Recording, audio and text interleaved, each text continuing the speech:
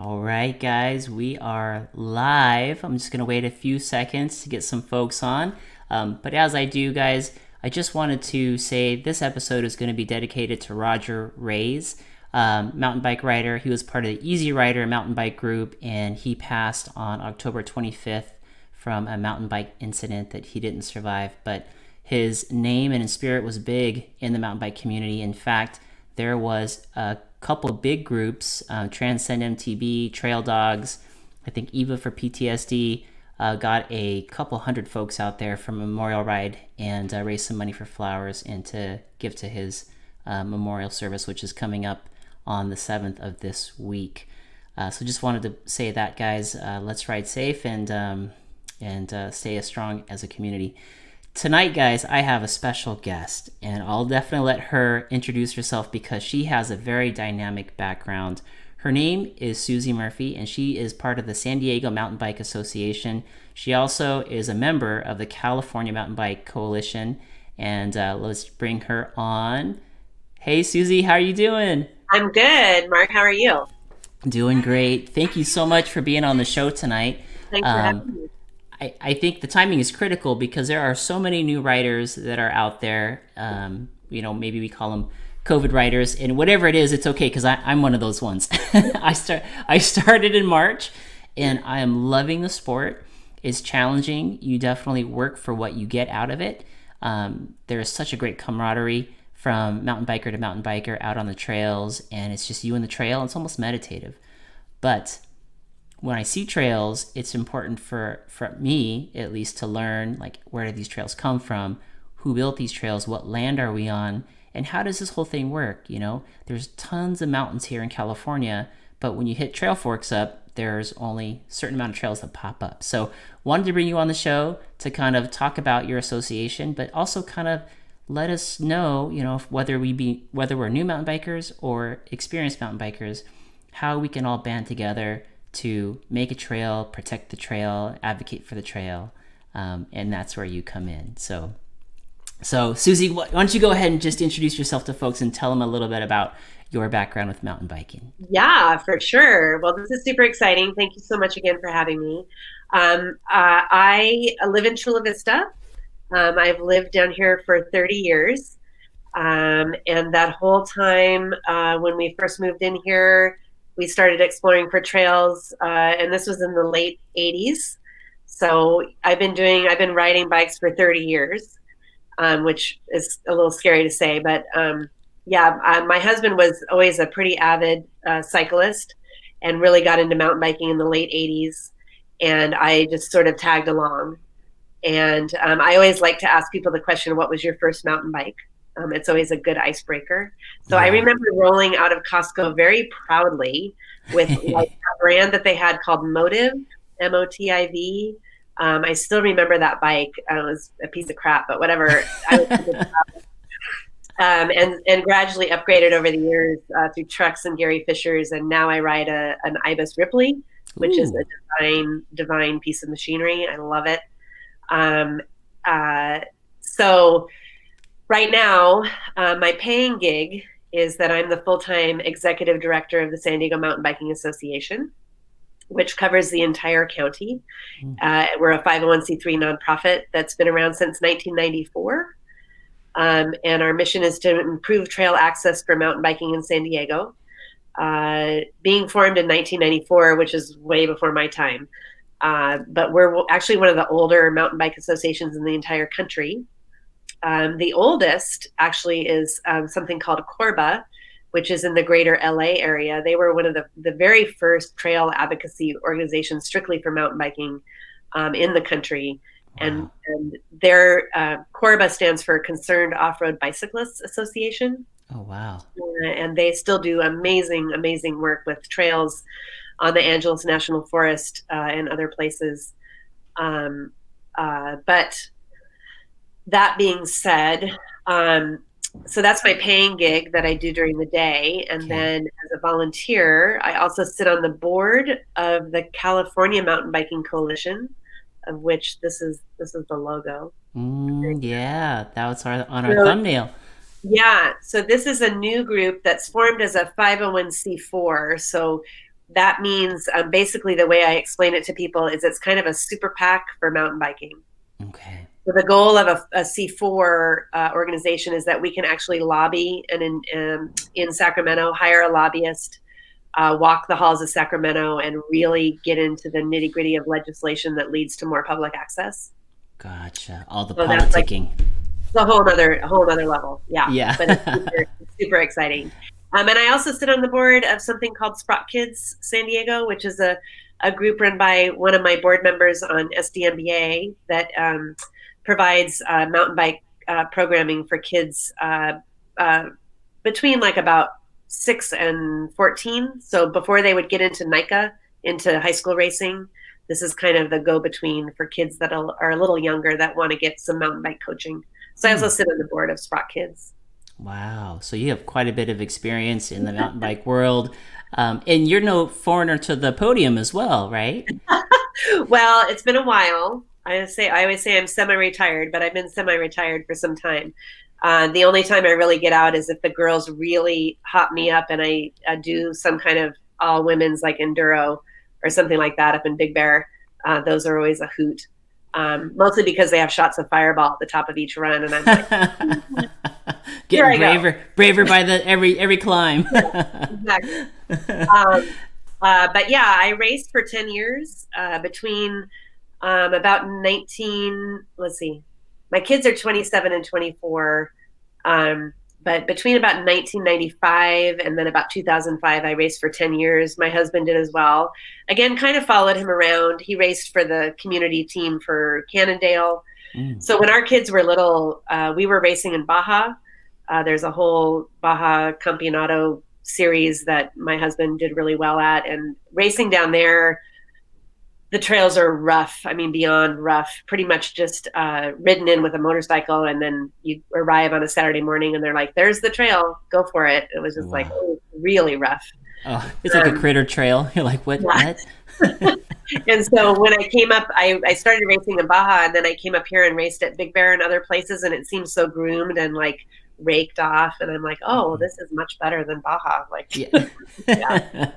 But I raced cross country for some time, and that was a lot of work. If anybody's tried it, it's a lot of training, a lot of time. You're out on the course, 2.5 hours sometimes. And then I realized that downhill was a lot shorter, and I could like eat and have a beer much quicker than cross country. So I did a little bit of downhill, and then somebody invented Super D, which isn't really much of a thing anymore, but Super D is what kind of birthed the whole enduro movement. Super D was generally a race longer than a downhill race. So it would be, say, like maybe 7 or 8 minutes as opposed to 2 or 3 minutes, and it involved a little bit of pedaling. I mean, mostly descending, but a couple sections of pedaling. And that was really my gig with my kind of base of cross-country experience. Oh, yeah, I would Super imagine. D was the thing. And I did enough of a series one year to get the California Am Cup championship in Super D. Nice. And then it kind of all morphed into enduro. So I've dabbled in that a little bit, not, I don't race regularly. I just like to ride for fun now. Yeah. Well, I mean, those are some great accomplishments and a lot of great experience in the mountain biking sport. So at one point you were just like the rest of us, cruising around, having a good time, or the folks that are racing and, really striving for podium spots and speed and time. At what point did you get interested in the political side, or not, maybe I should say political side, but, the movement side to advocate for trails? Yeah, once you start to really delve into the understanding of different land managers and parks, what got me started is that my husband and I both volunteered at Cuyamaca State Park for many years as part of the mountain bike patrol. And to be honest, when we started that, it was sort of an excuse to tell my mom when my kids were little to say, hey, we're going to go do our volunteer work. Can you watch the kids? We would go to the mountains and we'd be gone for half the day, and go do our ride and do our patrol, and hang out with our friends, and then do our gig, and then we'd come home and get the kids. So it was very rewarding. Mountain bike patrol was super fun. That's not as active as it once was. I'd love to bring that back again. We also had a poker ride up there that we raised money for the state park, and that was great fun as well. I tend to volunteer too much. I'm the person that always raises their hand and say, "Sure, I'll do that." I'm just a volunteer junkie. So I Thank ended up being God. the We president. need people like you. I ended up being the president of the mountain bike assistance unit up at the park, and doing getting into advocacy work and trail work that way. We ended up helping build the trail called the Coldstream Trail. If anybody's familiar with that, it was a 2 or 3 year build based on a lot of advocacy from people way before myself. But that's when I first really kind of dug out a lot of manzanita root balls and got in there in the dirt. We worked in the snow one day, I remember. And that's where I kind of really got the bug for trail advocacy and trail building. Wow. Yeah. That's amazing. So, so you're in these positions, and like you're protecting the trails, you're maintaining the trails, and then eventually you became the executive director of the San Diego Mountain Bike Association. But was there a lot of political stuff in this job role? Maybe take us through what that looks like, because I'm thinking that a lot of us want things done, but maybe they feel like things don't happen fast enough. And knowing that somebody like you, who's had such a great career and experience in the mountain bike world, are behind the scenes doing a lot of the hard work, there's something there that makes it, difficult or not as fast, right? It's definitely not a fast thing. This is not, these are not tasks for people who want immediate gratification. They're not tasks for people who want to spend, years trying to build relationships with staff people, things like that, wading through environmental policy, CEQA, which is California Environmental Quality Act, and the NEPA, which is the federal, environmental studies. All of these things are crazy deep in red tape.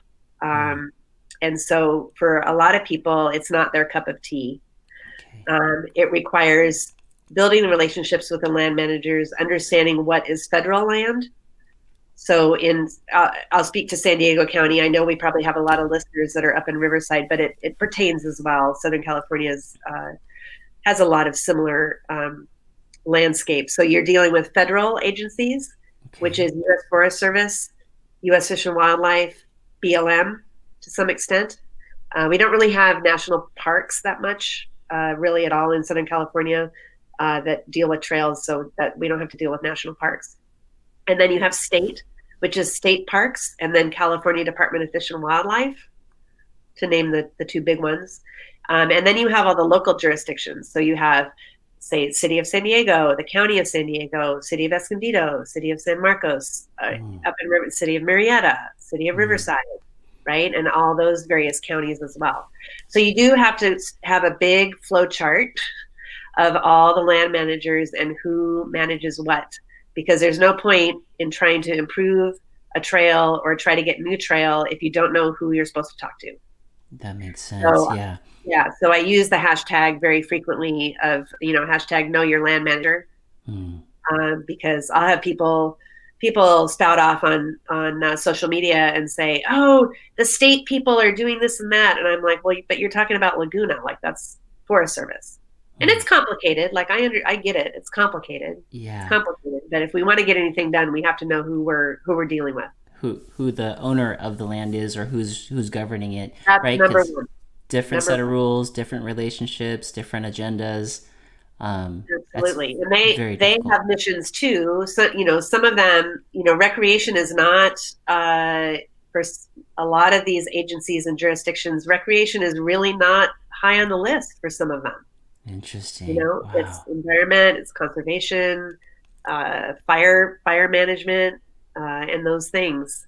And sometimes recreation is way down on the list, which kind of surprises people sometimes. So my job as an advocate, is to express the severe need, which we all know that we need more trails. And we need trails that are fun and safe.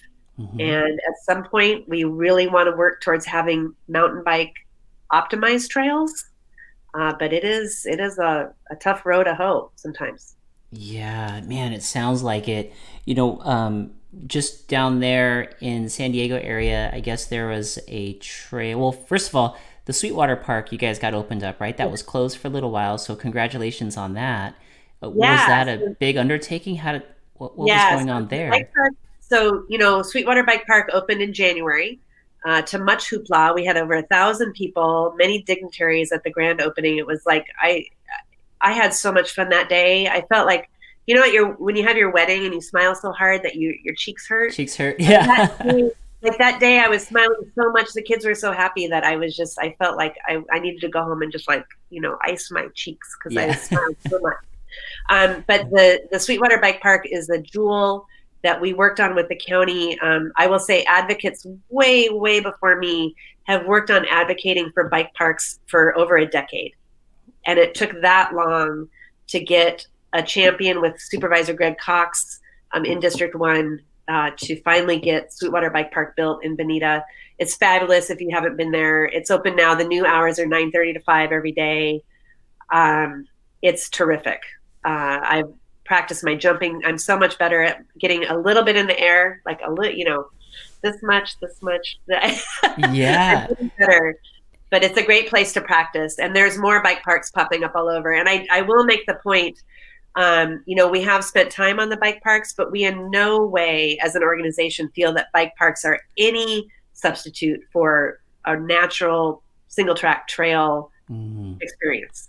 It's a Yeah. totally different thing, but it's great for neighborhoods. It's great for the kids. There's a couple of families of kids who live directly across the street from Sweetwater Bike Park, and their lives, I believe, have been changed Oh, I because bet. of that bike park being so close to their house. Oh, that's going to Right? be the future. Some of the Yeah. future pros are going to be probably coming right from that neighborhood. The pros are there. We have Kyle and Rachel. Well, Rachel's pregnant right now, but Kyle Straight, they're there very often. Mikkel Laren, uh, Dante Silva, who just won World Cup, for goodness sakes. He used to race on the team I coached for Eastlake High School. I, Wow. I mean, how amazing is that? That's I, amazing. I'm still thrilled about that. But yeah. Yeah. Oh gosh, that's a great accomplishment and great exposure to for the sport, in that community. Well, And I not just think that community, but for everybody. right. So there's more bike parks the next one's going to break ground down here, Otay River Valley in Chula Vista. And then in the works is Carlsbad, Alpine, San Marcos, Escondido. Wow. Uh, those are the main ones. But they're popping up all over. But the thing about Sweetwater Bike Park that I will say for progressive jump lines and flow trails and mountain bike optimized features is that we can now have the county see that these kind of features, when well constructed and well engineered, are safe. Like people can jump in the air, it's okay. I mean, obviously there's going to be injuries like anything else, but really, relatively, for the number of runs that are done there's relatively few incidents that happen. And so we've brought people down from, Parks and Rec people from LA, from Temecula, from San Marcos. They all want to come down, and we can use it as a lab to say, look, if you design this thing well and it's managed well and maintained well, people can have a progressive bike experience, whether they're on a mountain bike or a dirt jumper or a BMX bike. That is awesome. It'll be a great example, like you said, a pearl for more great things to come for a lot of Yeah. cities. Is the fear injury when you're talking to cities? Are they just is it just a foreign thing? Like they're just so used to basketball courts, tennis courts. Like what mountain bike They park? are, but I always tell them somebody could break their femur on a basketball court. Like Yeah. things happen. Things happen, but it's kind of like there's so many skateboard parks, and bike parks are covered under the same recreational use statute in law. That Hmm. if a jurisdiction opens a facility like a skate park or a bike park, they're protected by this recreational use statute. Somebody could still sue them.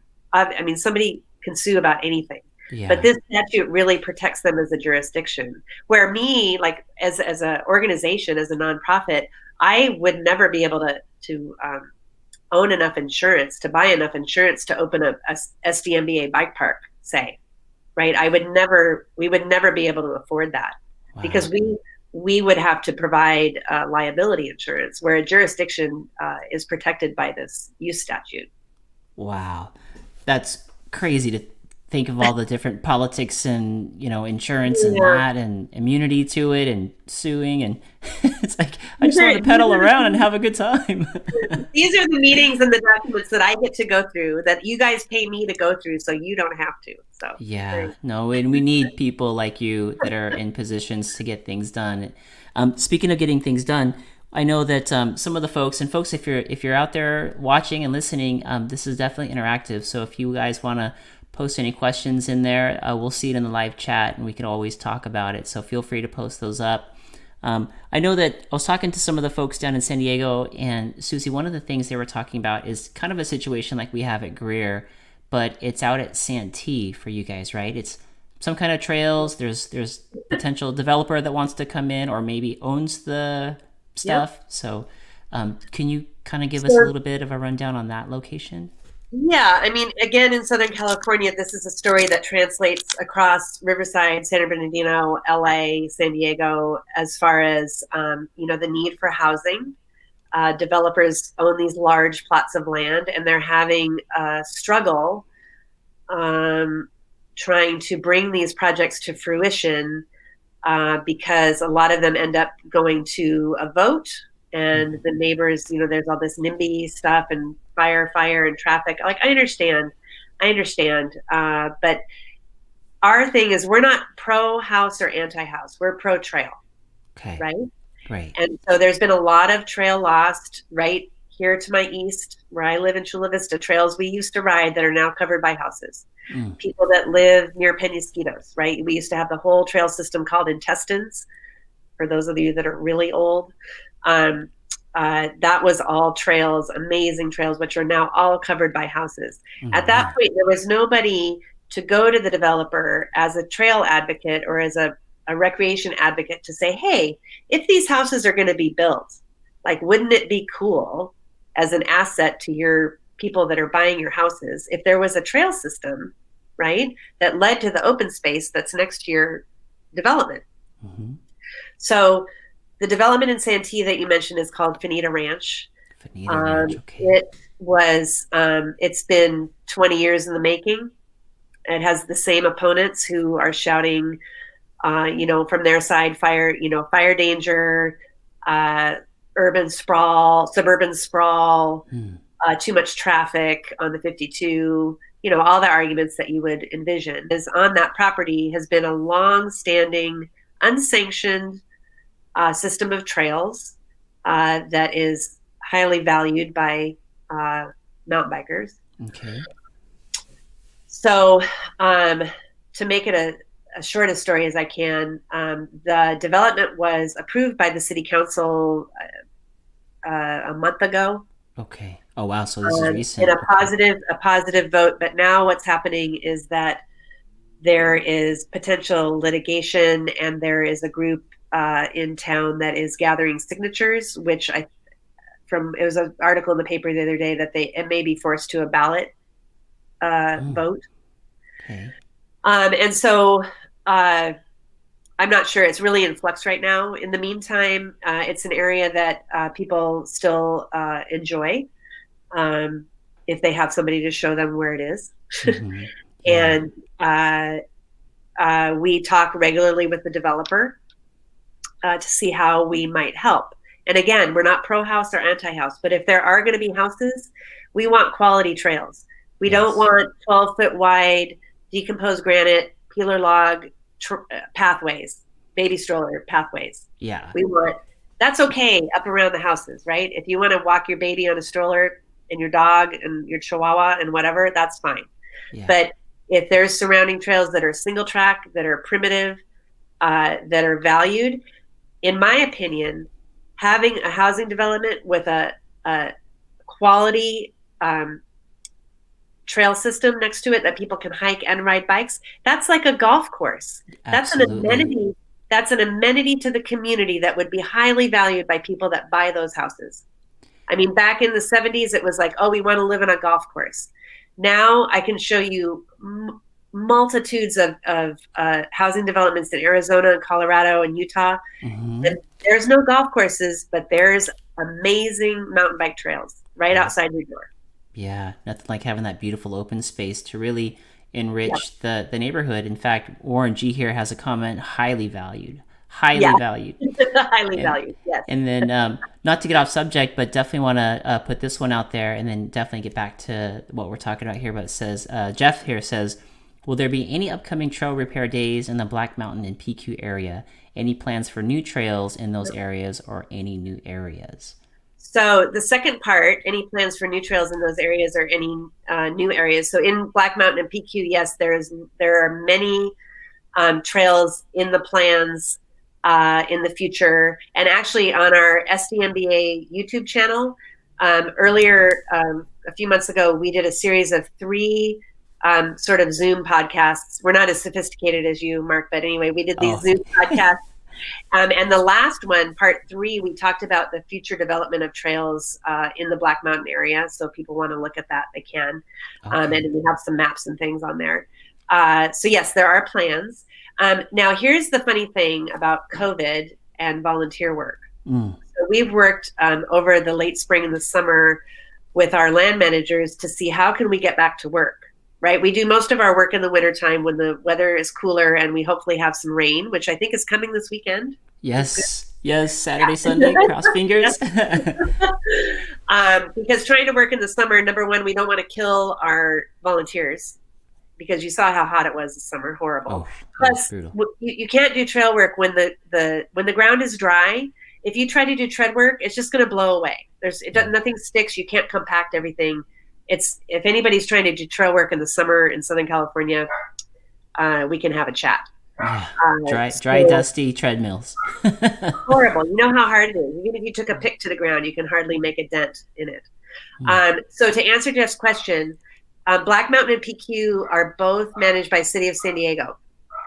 So now we have worked out new volunteer protocols with almost all of our land managers. So Forest Service, yes, we have our crews out on Noble trimming.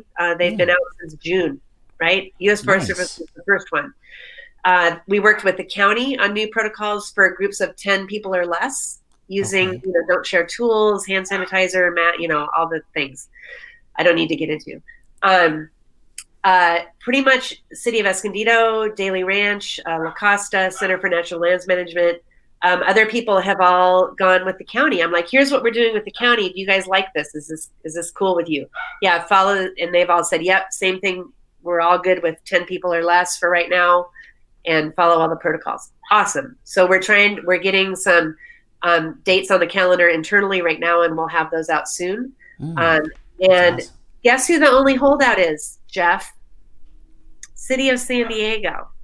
Wow. City of San Diego, we had a call with the director of Parks and Rec, whose name is Andrew Field, if anybody would like to call him and ask him why we're not allowed to do trail work.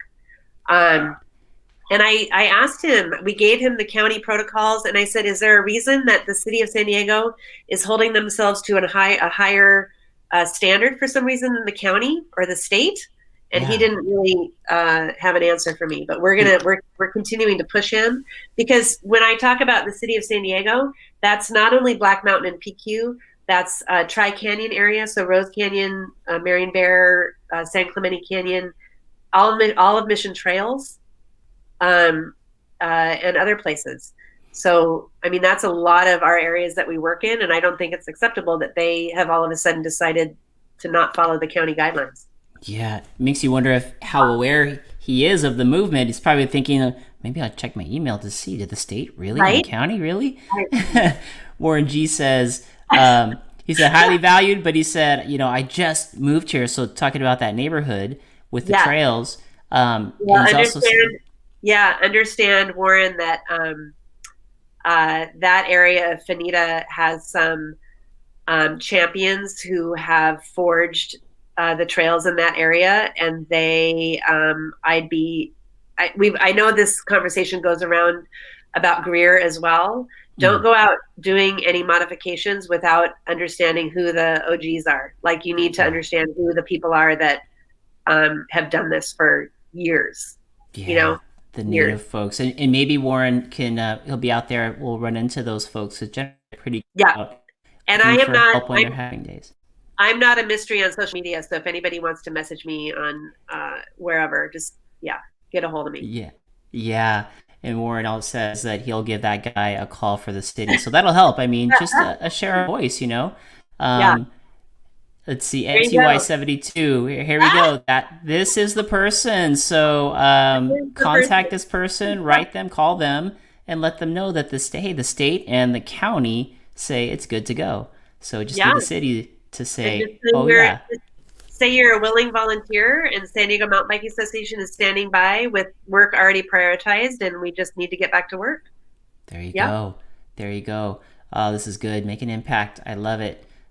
Jeff says, by the way, thank you for all you do and Oh, more trails, please, which is awesome. Okay, have another one here from Miso Dustin. Any plans on bringing back the Archipelago ride next year? This is the 50 miler, correct? That goes from Carlsbad yeah. down into the Green Flash Brewery. Yes. So this year would have been our 14th year, and so it goes Mm, to San Elijo Hills to Green Flash and Mira Mesa, the 50 mile route. And the last year we had a shorter route, 22, 23 miles from Black Mountain into Green Flash. Um, we are in a holding pattern right now. Again, any of these events, we have to get permits through the county and permission from all the other various land managers that we pass through on the route. And at this point, Green Flash, I was just chatting with one of the guys from Green Flash, and they're like, we are not even ready to talk about anything in the first quarter. wow. Archipelago ride would generally, this year, if things were normal for 2021, it would be April 2nd, which is actually the day before Easter. Okay. And Green Flash isn't even ready to even talk about events in their space. So Wow. I keep a very close eye on what other event planners and promoters are doing, and I understand that the we're not alone in the fact as an organization we obviously took in money, like so we're holding people's money to produce an event in the future. Like we rolled everybody over, most Mm, people we rolled over, to and this so year. we may have to do it in the fall. Like we may have to just do a fall arc ride. I'm not really sure yet. Mm. Do you But think also too? I wonder if there's a way. Just thinking out loud here, is there a way to do one virtually? You know, if everyone uses Strava, perhaps there could be the club SDMBA club where it's the ride. If things are still in COVID, we you may know. have to think. I mean, I've been following people who have done a lot of virtual rides and events as well through this whole time, just kind of taking notes and keeping an eye on what's been successful and what hasn't. So that it may be. I mean, I hope that things can loosen up, Yeah. into next spring. But we'll just we're at the whim of our gracious host at Green Flash and our other people we have to get permits from. So Mm, yeah. yeah, No, hope so too. It'd be great to have that back. You know. yeah. That would be awesome. So as far as those trails go, do we pretty much cover everything for that Santee area? Oh, at You Benita, think? so we're just kind of waiting to see how this, if there's any litigation or how this petition situation that was in the paper the other day Okay. unfolds. Oh yes, that's right. But we talked with the developer very recently and just offered whatever uh, you know, just trying to let them know that we're here, and it's kind of in flux right now. So I Okay. would, yeah. And if things go through and they move forward, and thank God you guys have a relationship there with the developer, Mhm. can you strike a deal where, hey, the houses go up, that's cool, you get what you want, but we want to keep these trails. We've been using them, Yeah, we've they're been in the riding them. plan. They are. Okay. The plan, the trails. Some of the trails, some of the most highly prized trails, are in the map in the environmental review study in the EIR, and Okay. they're listed as primitive single track, like 2 foot trails. Which I mean, we've worked 5 years to get that in the plan, and there are people that are not happy about that part of the plan.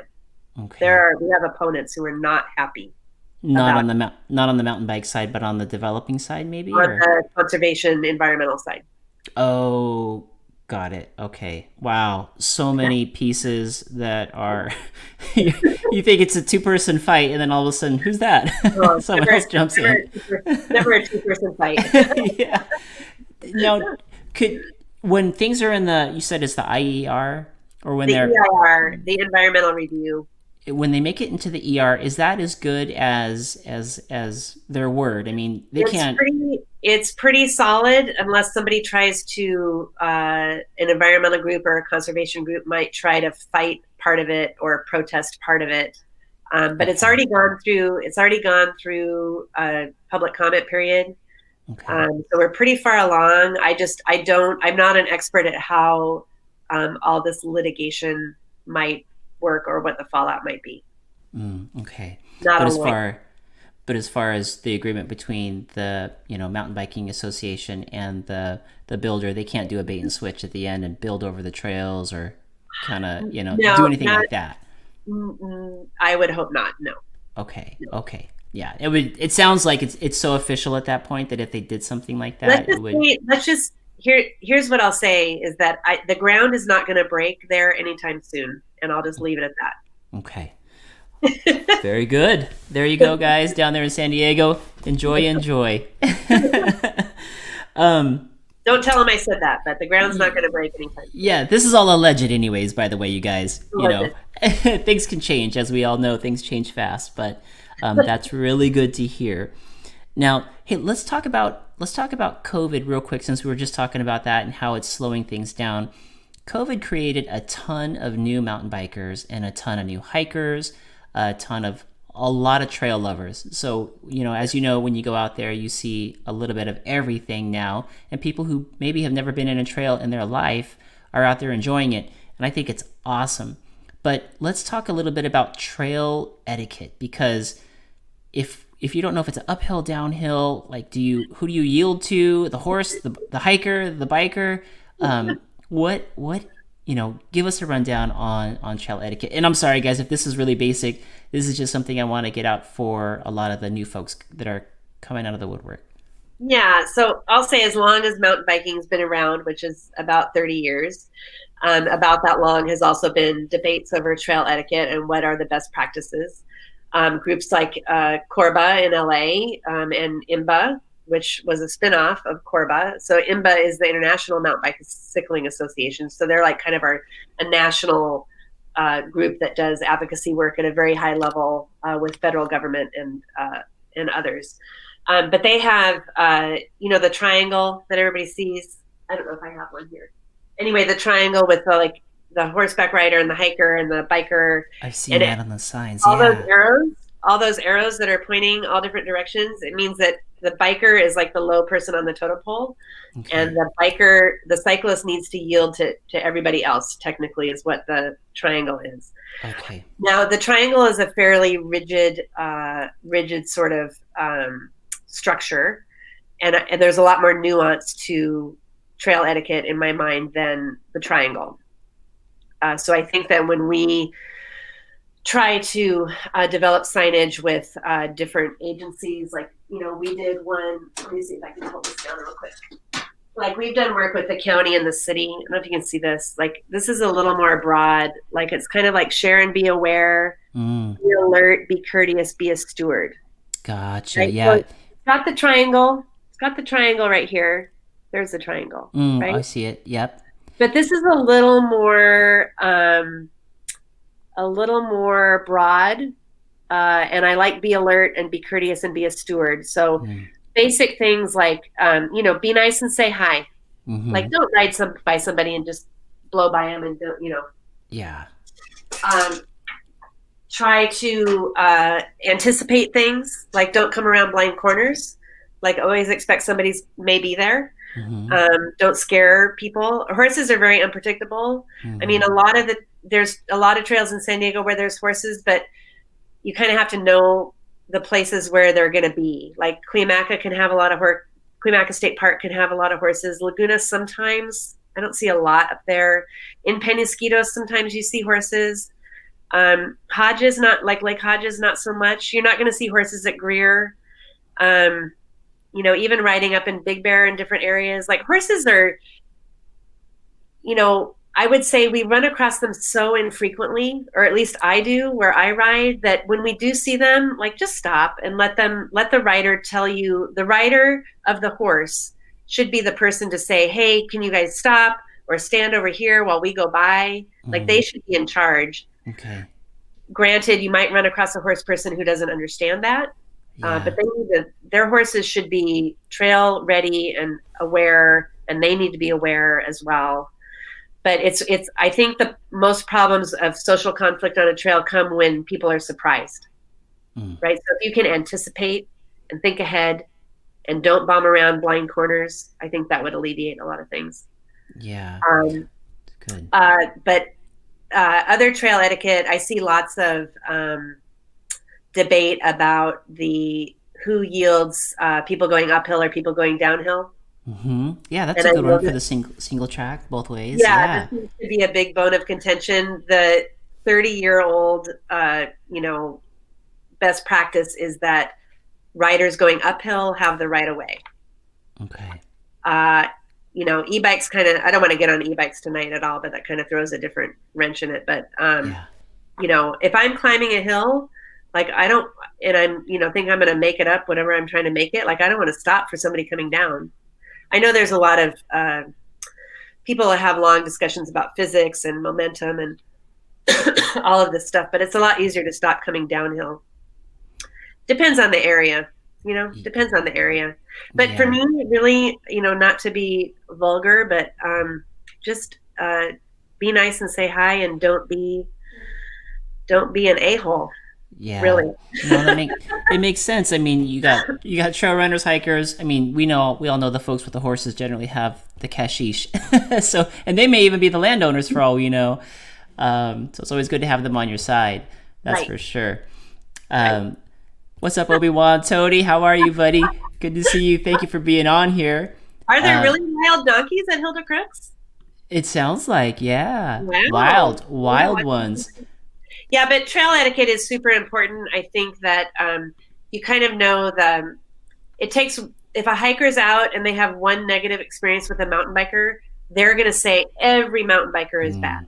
God, right? So true. They could have, people tend to use, to exaggerate, right, a situation.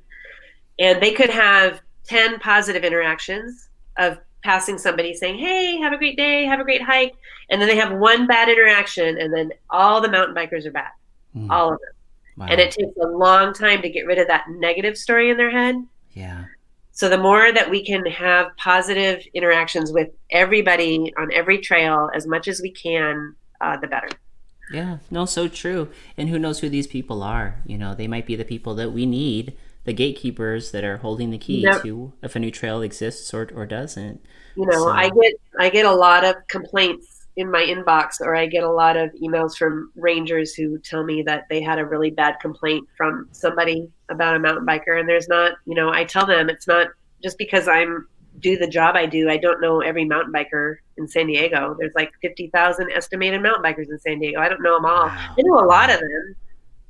I know a lot of the loud ones, but I don't know all of them. It's funny that the mountain bike culture really does seem like a very warm, they can be rowdy, right? Of course, they're going down some great trails. They're talented. They're gnarly. But for the most part, if you're on the side of the trail, it's generally everybody that says, hey, man, you okay? Or is everything good? Yeah. They're always checking in. It's such a great community. Yeah. It's always been that way. It's always been that way. I love that. Now, is that something, do you know how, is that just because we're all out on the trails and we're kind of banded together I think so. I mean, to me, riding as long as I have, it's always been a thing that if somebody's on the side and they look, do you have everything you need? Do you need a tool? Do you need a tube? Like, what do you need? It's just always been the way it is. I mean, and I hope that all the new people have enough good examples with people that they're riding with, new friends they're making that are showing them that example. Yeah. Yeah, the OGs have a good way of patrolling the culture, which is great. I do love that. Jeff here has a good comment. He says, scary is the hiker walker with the headphones on in both ears that freak out when you ride by them and then they yell at you. Right. We've all had this happen. We did a video with the county, and a little thing that we did was like one bud or none. Like one bud or none. Okay. People that are wearing 2 earbuds. I mean, I know that now there's all the fancy headphones that are kind of like out of your ear. I forget what they're called. The ones that kind of still let you hear. The ear bone or whatever. Yeah. You can hear your surroundings with those ones. If you have to have music on, those are better because at least you have a little situational awareness. But the hike, people that are, using 2 in-ear earbuds and walking, I just don't understand. And I have a bell going, I'm dinging my bell, I'm saying hi, and you still come up on them and they're like, whoa. Yeah. I'm like, that's totally on you, man. I don't have, I don't know. And I always go by and I don't have those in. I ride by and I'm like, stop it. Yeah. Yeah. It's, what can you do? There's nothing else you can do other than there's nothing, one of the top things is you're out in the wild. There could be, who knows, coyotes, mountain lions, other people, who knows. You should have situational awareness. Number 1, you should be able to hear, you should be able to see and anticipate what's going on around you, weather-wise, just terrain-wise.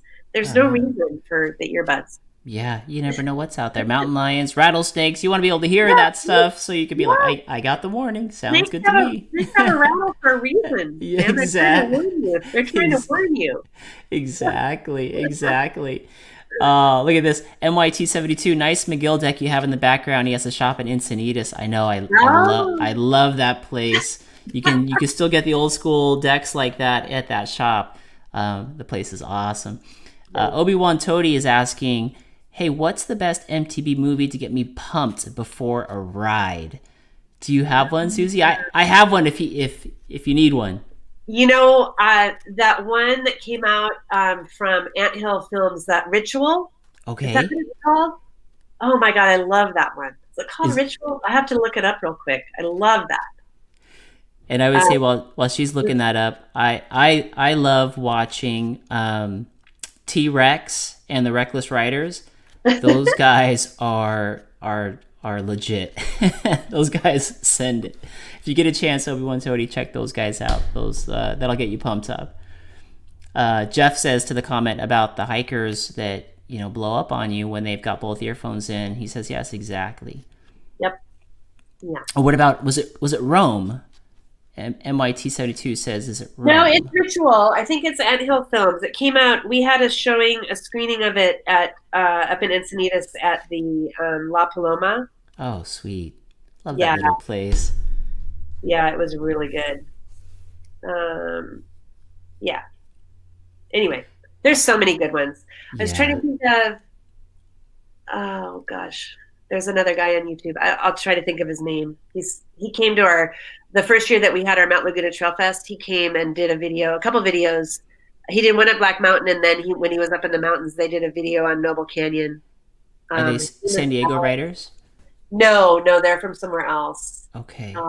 Alex, I'll have to think of he has a YouTube channel, Single Speed. Oh, MTB Allen, maybe? There's a guy out there who does stuff there. I'll have to think of it. I should have looked at these things up before. Oh, no. This is all good conversation. This is great. You're giving us great information. Now, let's talk about, we talked about trail etiquette. Let's talk a little bit about trail safety because, boy, within the last 4 weeks, what did we have? How many deaths have we had? It's been like 6 weeks now. So there has been 5 deaths of mountain bikers in the last 6 weeks. Jesus. The first one was in mid-September. So that I know of, that I've been in touch with people. There were 4 deaths in San Diego County. The first one being mid-September. And then there's the gentleman that you mentioned at the beginning of the show in Roger Ray's, yeah. So I'm not going to get into too many details, but I'll just say that the 4 in San Diego were all either heat or heart related. Okay. It's when the weather was a little hotter, right? So remember, like late September into early October was hot, right? The fires were going on. Mm-hmm. There was some really hot days. But I would say to have a heat related incident, heat stroke or heat exhaustion or dehydration, it could be 82 degrees. Like it could be 85. It doesn't have to be 105. You Mm. never know what can happen. Heat is not to be messed with, especially when you're out exerting yourself. Uh, So as far as being safe in that type of environment at 82 degrees, seemingly, I mean, hot, Indian summer-ish, Santa Ana's, what do you recommend? I mean, so I would just say trail safety overall. We can talk about the heat stuff first. I would just okay. say all the mountain bikers that I know that have done this for some time, we keep a pretty close eye on the weather, and we plan where we're going to ride based on that. And in the hotter times of the year, we just don't go to places. Mm. We ride early, right, or Mm-hmm. ride late. Yeah, And I know that up here. right. I mean, look at Greer. There's certain days where people should not be out at Greer in the middle of the afternoon, really. Mm-hmm. Um, Summertime gets really hot, yeah. I hope that all of the newer riders are understanding and looking at guidelines for how much water they need to carry with them, and Where making sure that they're prepared. and Um, where do you find that? Sorry, Susie. Yeah, that's an interesting point. Are there guidelines that live somewhere that kind of tell you? I wish I would have looked this up ahead of time, but I'm sure there's plenty of. I don't know the exact, like if it's a liter or like a quart per how many hours you're going to be out. I'm sure there are articles. I'm sorry, I don't have something at the tip of my fingers. No, that's great to know that something out there exists like Oh that. yeah. That's Here's the thing. You could say, I'm gonna go do a couple runs at Greer. I don't need any water, right? mm-hmm. Or I have my little Costco bottle of water and I'm gonna pop it in my backpack, or I'm gonna pop it in my bottle cage or whatever. You never know. Say it's 90 degrees, right? You get out Mm-hmm. there, it's 90 degrees. What if you get a flat? Or what if something happens, a mechanical happens that takes you some time to fix, Mm-hmm. right? And the sun's Mm-hmm. beating down Mm-hmm. and nobody comes along to bring you other water, and then you're out there and you overextend your time in the heat, right? And I know Greer, I mean, it's pretty accessible. You can get back down to the bottom fairly quickly, but you could be at Noble Canyon or you could be somewhere. And I just hope that people are always prepared, always plan for, I hate to say worst case scenario, but I mean, you should plan that, you're going to be out. You should have a snack on you. You should have, at least at least one full bottle of water, if not two on you, or a hydration pack that's, fairly full. Okay. Because you never know. It's okay Yeah. to come home with extra water, right? Yeah. Right. Or I you mean, could, or you could help somebody else, right? You can offer water to somebody else, yeah. right? God, So it's hard. I see Mhm. Obi-Wan's question here. So Yeah. the four people in San Diego that passed away were all heat and heart related. I don't want to get into all the details. Some may have had some underlying situations that they weren't aware of. And then the one in Riverside Mm-hmm. that I'm not as familiar with, but I understand that was a crash. His Correct. not a immediate fatality, but after he was in the hospital, he succumbed to his injuries. Yeah. Yeah. Is that my understanding? That one was a sad one. I think he passed on the trail. I think they tried to Oh, resuscitate him there, okay. and by the time help came in, but I think it was too late. It was Okay. yeah, it was one of those. Anyway, and Yeah. there was just a story. I posted it yesterday on my Facebook page. There was a death of a writer up at Downeyville as Mm. well. He was writing by Yeah. himself. And, I don't know, from the story that was posted by the Forest Service, it must have taken at least 50 emergency responders to helicopter and find this guy and finally get him out. And by the time they got him out, he had already passed away. Oh man. Um, Man. yeah. That's rough. Maybe this is a good point to plug it. And I don't, this show isn't sponsored by Strava or anything, but I just know that in Strava, if you are going to go out alone, there is a feature on there called Beacon. Yep. And you definitely want to send that beacon to a contact who is, either not riding with you, somebody who's at home or waiting for you, somebody who knows, kind of has tabs on you in case something happens. The GPS should pick up where you are. Absolutely. And the Strava beacon is great. You can buy a little like spot tracker as well, which is another whole system for tracking where you are, and then somebody at home knows right where you are. Trail Forks also has, when you have the app on your phone and you go to the menu, at the bottom of the main menu, it says there's a big red emergency button, and it'll give the coordinates of where you are. So whatever app you're using, you need to understand and look into while you're sitting at your couch at home. Mm-hmm. You need to look into these emergency locator capabilities, and then know how to use them, whether it's for you or for somebody else that you find on the trail. Because you could come up. We had a friend that died of a broken neck on Anderson Truck Trail several years ago. He was by himself, and another person came along to find him. Already passed away on the trail, but if you come upon, it's a horrible story, horrible. But if you come upon a situation like that, what are you going to do? How are you going to call 911? Which, say at Greer, you have coverage. Mm-hmm. You can call 911, but how are you going to tell them where you are? You need to know how to find your coordinates. Right, and that's good. That's a great point to say, because a lot of these features that we have that track our times and everything, they will have our coordinates in there. So. Yep.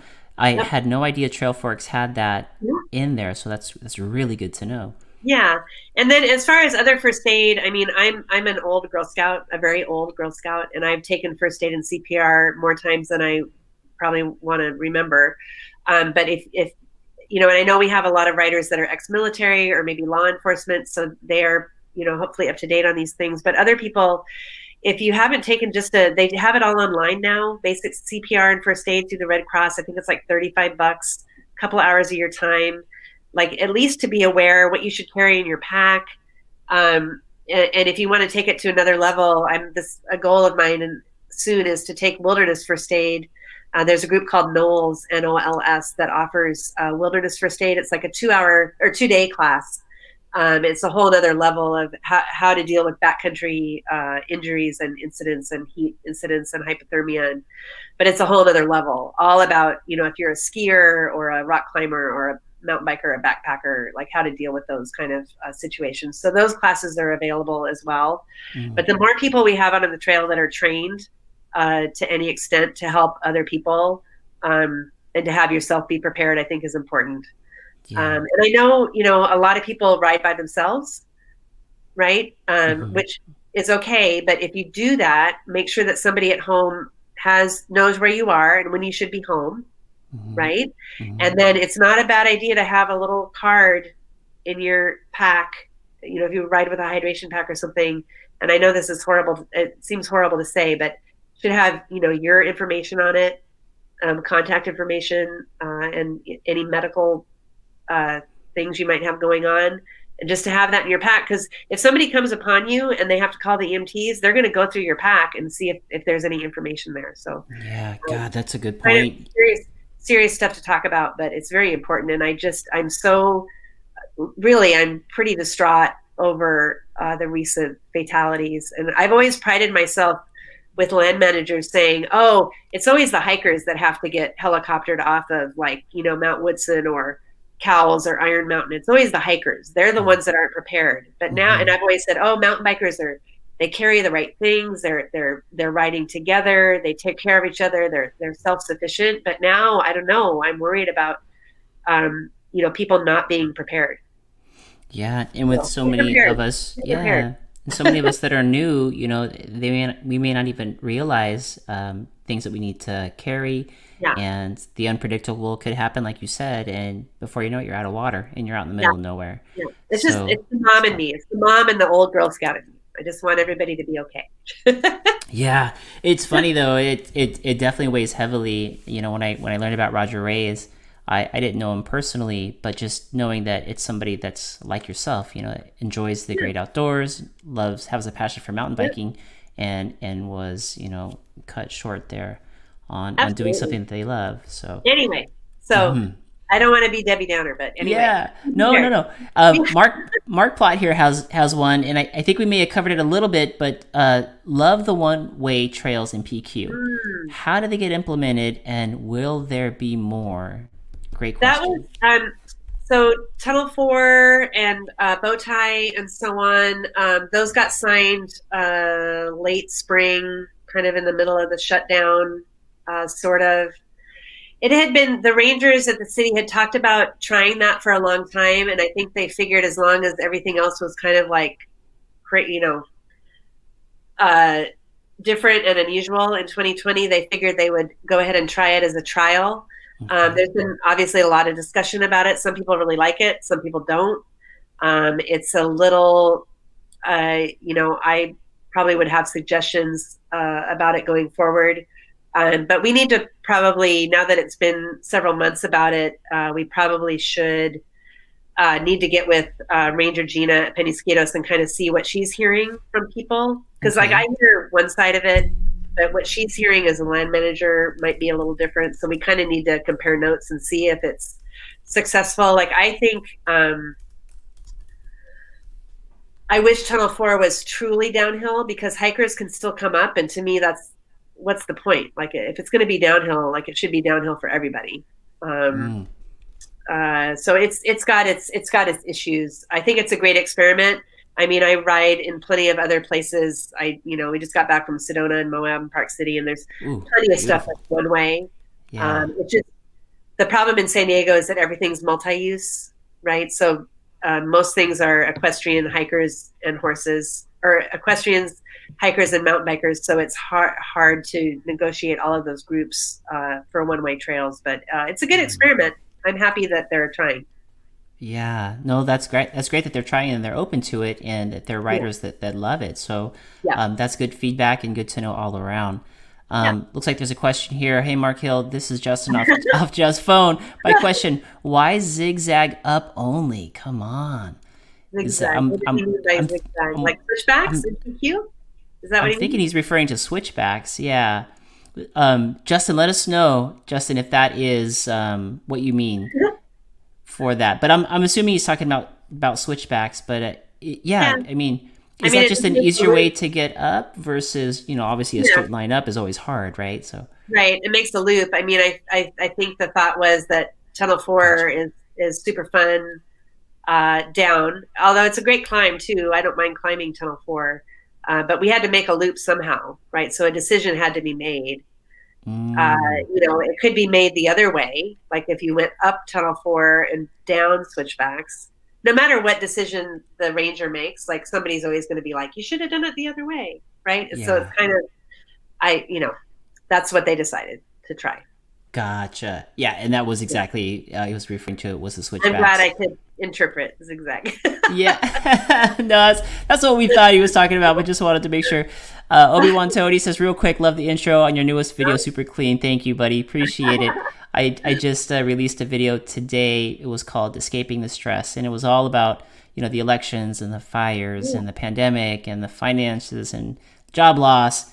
And, Yosemite National Park just opened up the park to you no Yeah, longer need reservations to get in. So we were yeah, there for the opening day and made a video out of it. So nice. thank you, Obi-Wan Tony. My Appreciate that. daughter was just up last week. They had a great time as well. So Such a beautiful place. It's yeah, it you is. could just point the camera anywhere and just film.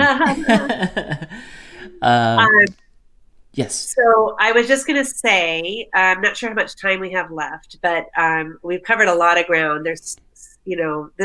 This work is very complicated. There's a lot of different facets, right? Okay. And we try to balance, my 10 board members and myself and Ben, who's our trails coordinator. We try to, balance all the work with fun. Like we still like to go out. We were all camping a couple of weekends ago up at Mount Laguna together, and we ride and we try to balance that because the work can be very frustrating at times, right? The wins can Mm-hmm. be seen, few and far between. But anyway, we persevere. But I will just say, and I know that you're reaching people around the Southland. So if you're not a member of your local trails association, I would recommend that you do. It's a Okay. good investment because, I mean, our basic membership for SDMBA is $39 a year. That's There are totally some doable. Yeah. discounts from sponsors and things that you get. And that investment, like I said earlier, allows me to go to super boring meetings and scour, city council agendas and board of supervisor agendas and follow the elections. So now, luckily, I'm friends with a couple of people who are now new in their board of supervisors positions. Ooh, So that's that's huge. super, Yeah. super handy. So Yes. we keep up those relationships. We just went on a walk today of a trail with the forest supervisor for the Cleveland National Forest.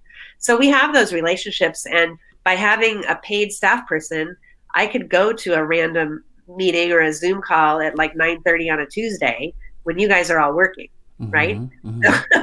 Yeah. Anyway, that's what the money pays for that, and for studies and plans and all sorts of things. So, but there's not just SDMBA covers all of San Diego County.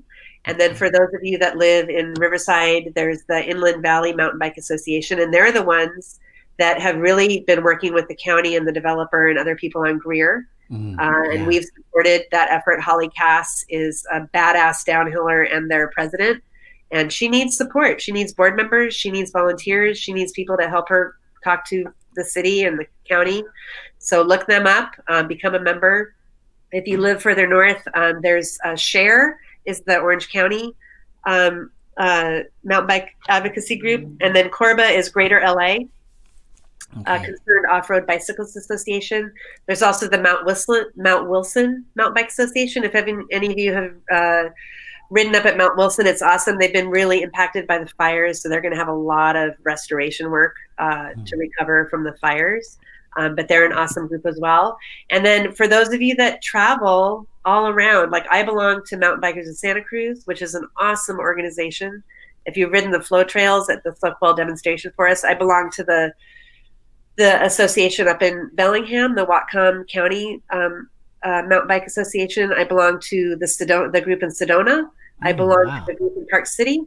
I am members of all of these. I give them my $30 a year, and in Moab, I go travel there. I ride there, and I can say, hey, I'm paying my dues, so somebody up there can go to a boring meeting for me, Mm-hmm. right? Yeah. So there's other ways. Trail Forks has something called Trail Karma, and so Yes, I love yeah. that. I had no idea that existed. Yeah, tell everybody about where So they can find that. if That's you very use cool. Trail Forks on some trails that you ride, the legal ones, there will be on most of them, like in San Diego County, it should come up and say this trail is supported and maintained by San Diego Mountain Bike Association, and it has a little button, and it'll allow you to donate like $1 or $2 or $5 or $10 or whatever you want. Mm-hmm. And we get a few $100s a month from Trail Karma, I'll say. So there's different ways that you can support trails in your area.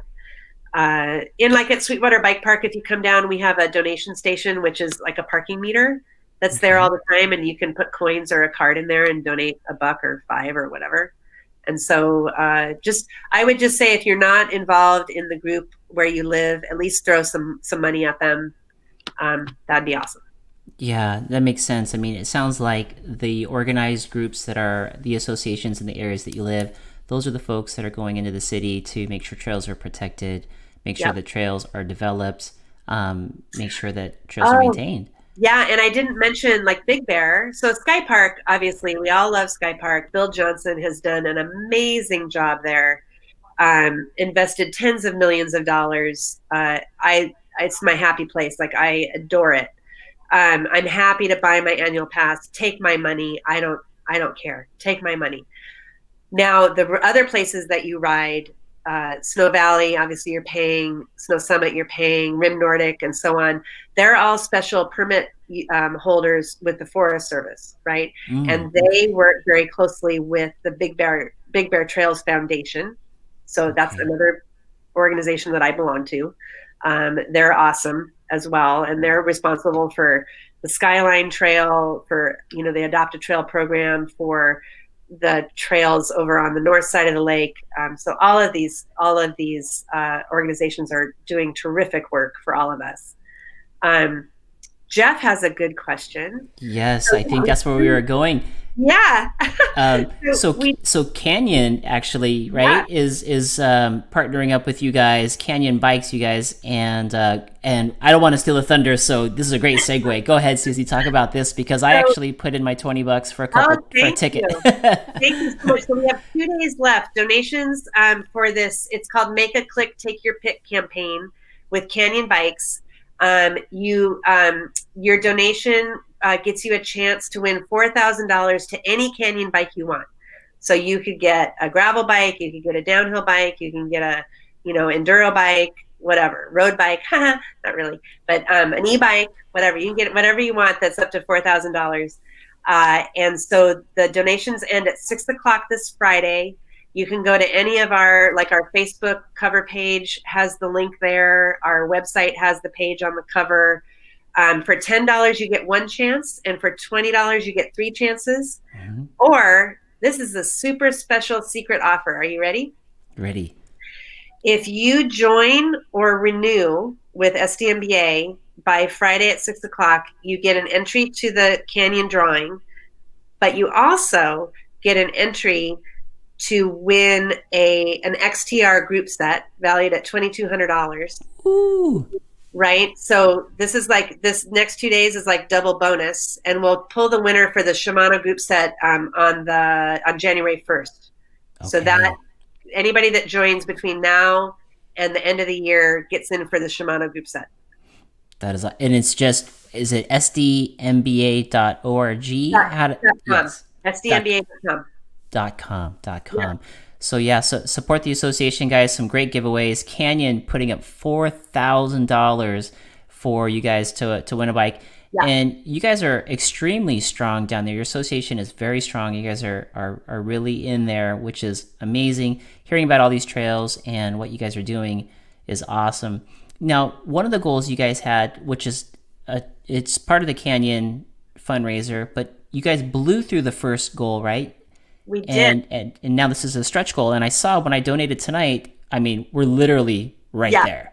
We are. So yeah, our original goal was 25,000, and Michael Marks, the Belgian Waffle Ride, is an amazing supporter. We're the nonprofit charity partner of Belgian Waffle Ride, and their creator Michael Marks has been super supportive and creative in coming up with these campaigns. And so he was the one. He's like, well, let's do 25. And then he's like, oh, we're going to blow through that. He's like, let's make it 35,000. And I'm like, woo, okay. So, but we're almost there. I think we'll get it in the next couple of days. So yeah. And that sweet bonus there that just came in, that definitely helps out a lot. Yeah, for sure. But that money goes, to this trail work season. We own a mini excavator and a trailer to get that thing out to jobs. And so mobilizing that, gas money and maintenance on that thing, and just mobilize. We have other equipment like a motorized wheelbarrow. We just got a truck to haul all this stuff around, which is terrific too. But we have a lot of equipment, a lot of tools, and that mobilization of all of that takes a lot of time and money to get it all out to where it needs to be. But the funding also helps support volunteers that come out with goodies and food and snacks and, all that kind of thing. But it also pays for, us to attend those boring meetings and for us to drive these, the bike park projects forward. And we have a big project with the Forest Service, the Mount Laguna Trails Restoration Project, which that could be another whole show. And the project's new trail at Black Mountain and all of that. So the money goes to do that. You guys got a lot of great things going on down there. As we come towards a close, it sounds like there's a whole bunch going on, but as far as in the priority list, I'm sure you guys have to prioritize, what are the projects that are in priority 1, 2, 3 stage right now, and maybe some of the time frames on when those things will be either complete or started. Well, almost everything we do is multi-year, right? It's very rare that we come across a project that is thought of and planned and implemented within one season, right? Or 1 year, unless it's like replacing a bridge or something fairly simple. Like sometimes those things come along. But I would say right now we have a lot going on at Daly Ranch up in Escondido. We'll have some work up there, some maintenance work this season But going forward, we actually worked with the city of Escondido to get a grant, and the grant was with IMBA to provide. It's called the Trail Accelerator Grant. Daly Ranch has a lot of potential, and really, what is on the ground there now? There's a couple of fun trails, but mostly it's old ranch road, right? It's all old farm road that really is not optimal. And so this grant provided for IMBA Trail Solutions staff to come out. They were there in August when it was like 105 degrees. It was horrible. But they went through the whole property. They inventoried everything that's there, roads and trails. And then they're working now on the deliverable, which will be an inventory and then a recommendation on how to make Daly into a awesome trail system, right? The plan is the first thing, and then it comes to approval by the city, and then funding, and then implementation. So that's a multi-year thing. But Daly is a big high on our list these days. And Black Mountain is continuing. That's why if you guys want to call Andrew Field at the city, like, we have work to do there. It's going to rain this weekend. Like, we would be there working, but we can't. So perfect timing. Sycamore Gooden Ranch with the county. I love that. Thank you guys. He's going to be like, what's going on? No, it's Where good. Where are all these calls coming from? We have Sycamore Gooden Ranch. We have some work we need to do at Martha's and some of the other trails out there. Should have some work up at Laguna as well. Although we're kind of with the big project up there that the Mount Laguna Trails Restoration Project, which is moving along through the bureaucracy of the Forest Service. That involves not only working on trails that are already there, but it involves building brand new trail, about 8 miles of new trail. And the most exciting thing is that it involves bringing some trails that are currently unsanctioned legally into the system. Oh, I love it. So to me, that's the win. Like, that's trails that have been on the ground for 30 years that just aren't on a map. There's no reason that they shouldn't be part of the system. I love it. A primitive trail getting adopted into the system. That's very cool. Yeah. Very cool. So. A lot of good things, and thank you so much for what you do. I think this is probably a good spot to end it. If there's anybody who has any last questions, go ahead and put it in now. But if not, Susie, let everybody know where they could reach you, social media wise, email, SDMBA, all your places of contact. Yeah, so SDMBA is on Facebook, Instagram, and Twitter. We have a YouTube channel. It's not super fancy, but there's a few things on there. I think the 3-part series we did on Black Mountain would be interesting to people. Me personally, I'm everywhere too. You can find me on Facebook. If you want to message me on Facebook at Susie Murphy, that is fine. If you want to email me, you can just use info at sdmba.com. And on Instagram, my personal page is CV, like Chula Vista. So CV Bike Mom 63. Okay. So all great places to reach you. I think this is awesome. Here you go, Miso Dustin. You guys are awesome. Thank you for all that you do. Can't wait for the next one. All right. We'll definitely have to have you back on the show and give updates on everything that's going on down there. Yeah, anytime. And folks who are listening, whether it is live now or in the future via the podcast or on the replay on YouTube, if it's before this Friday, November would that be the 6th? The 6th, yeah. There is still time. There is still time to get into the drawing for the $4,000 Canyon bike, as well as joining the SDMBA Association, which will also give you a ticket entry into that and put you into an entry for some awesome other gear. Yeah, so that XTR drivetrain is sweet, man. Yeah. It's sitting right here. It's right at my feet. It's sitting right here. She's got it. Here, give us a show. No. It's in a box. So it is for real. There's definitely time, and all the money is tax deductible, 501c3. You can get it off your taxes for the end of the year as we wind the year down. All great things going to great causes to folks like Susie Murphy. So Susie, thank you so much for jumping on the show. Sure. Really appreciate you. And thank you guys so much for being on tonight. It definitely wouldn't be a show without you guys. So I really appreciate you. All right, Susie. Have a Thanks great so night. much. Thank you, everybody. Bye bye. Thank you. Bye. You.